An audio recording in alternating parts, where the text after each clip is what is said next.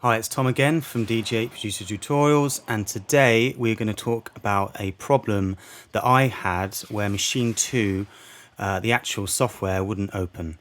So it's quite simple. You just need to reset the library and the database.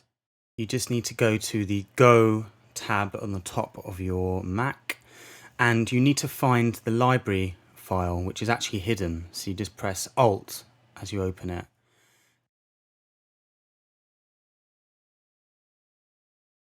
Go into Application Support, Native Instruments, Maschine 2,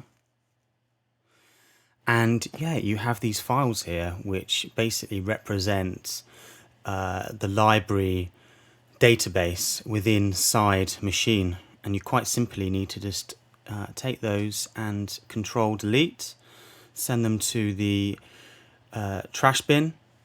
There you go, and then you just quite simply need to empty your trash bin, and then that's all good.